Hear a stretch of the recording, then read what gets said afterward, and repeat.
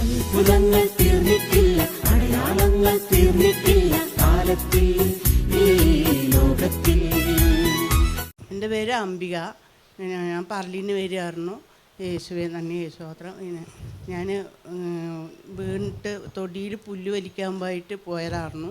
ഞാൻ തൊടിയിൽ നിന്ന് കാലിങ്ങനെ ഉരുശി മടങ്ങി, എല്ല് പൊട്ടി, കാലിലെ എല്ല് പൊട്ടി. രണ്ട് സൈഡിലും പിന്നെ ഹോസ്പിറ്റലിൽ കൊണ്ടുപോയിട്ട് എൻ്റെ രണ്ട് കാലിലും ഓപ്പറേഷൻ ചെയ്തിട്ടുണ്ട്. രണ്ട് കാലിലല്ല, ഒരു കാലിൽ അപ്പുറം ഇപ്പുറമായിട്ട് ഓപ്പറേഷൻ ചെയ്ത് കമ്പി ഇട്ടിട്ടുണ്ട്. അപ്പോൾ ഞാൻ അത് ഇപ്പോൾ ഒരു വർഷം കഴിഞ്ഞു. അവിടുന്ന് ഇങ്ങോട്ട് എൻ്റെ ഈ കാല് നല്ല വേദനയുണ്ട്, നീരും വരുന്നുണ്ട്. അപ്പോൾ ഞാനിവിടെ കഴിഞ്ഞ ആഴ്ചൻ്റെ മുമ്പത്തെ ആഴ്ച ഞാൻ ഇവിടെ വന്ന് പ്രാർത്ഥിച്ചു. എല്ലാവരും പറഞ്ഞു ഇവിടെ വന്ന് പ്രാർത്ഥിക്കാൻ പറഞ്ഞു. അപ്പോൾ ഞാനിങ്ങനെ മുഖ്യദൂതൻ്റെ പ്രാർത്ഥനയൊക്കെ ചെല്ലാറുണ്ട്.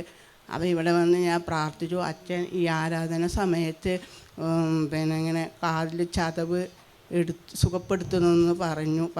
അപ്പോൾ അത് ഞാൻ തന്നെ വിചാരിച്ചു എൻ്റെ കാലം എന്നെ സുഖപ്പെടുത്തി. അപ്പം തന്നെ വേദനയ്ക്ക് കുറഞ്ഞു. പിന്നെ അച്ഛൻ പിന്നെ ഇങ്ങനെ തലവെച്ച് പ്രാർത്ഥിക്കുന്ന സമയത്ത് കൈവച്ച് പ്രാർത്ഥിക്കുന്ന സമയത്ത് അച്ഛൻ ചോദിച്ചു, ഇപ്പോൾ കാലിൽ നല്ല ഭേദമുണ്ടോ ചോദിച്ചപ്പോൾ നല്ല ഭേദമുണ്ട് പറഞ്ഞു. അപ്പോൾ എനിക്ക് അതിന് വേണ്ടി കർത്താവ് എന്നെ സുഖപ്പെടുത്തി. യേശുവേ നന്ദി, യേശുവേ സ്തോത്രം. പുല്ല് പറിക്കാനായിട്ട് പോയതാണ്. അവിടെ വീണിട്ട് കാലിന് എല്ലിന് ഫ്രാക്ചർ വന്നു. ഓപ്പറേഷൻ ചെയ്തതാണ്. കമ്പി ഇട്ടിട്ടുണ്ട്, റാഡ് ഇട്ടിട്ടുണ്ട്. അതിനുശേഷം ഒരു വർഷം കഴിഞ്ഞു. ഇവിടെ ശുശ്രൂഷ വന്ന് പ്രാർത്ഥിക്കുമ്പോൾ വേദന ഉണ്ടായിരുന്നു, ബുദ്ധിമുട്ടുണ്ടായിരുന്നു. മെസ്സേജ് പറഞ്ഞവർ വിശ്വസിച്ചു. കർത്താവേ എന്നെ നീ സുഖപ്പെടുത്തണമെന്ന് പ്രാർത്ഥിച്ചു. അച്ഛൻ തലകെ വെച്ച് പ്രാർത്ഥിക്കുമ്പോൾ അത് സ്ഥിരീകരിച്ചു.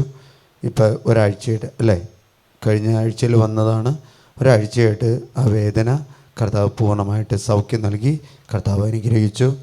അവർ മുഖ്യദൂതൻ്റെ പ്രാർത്ഥന എന്ന് പറയുന്നത് മിഖായേൽ മാലയുടെ ജപമായിരിക്കും അല്ലേ. മിഖായേൽ മാലയുടെ ജപം ചൊല്ലാറുള്ള ചേച്ചിയാണ്.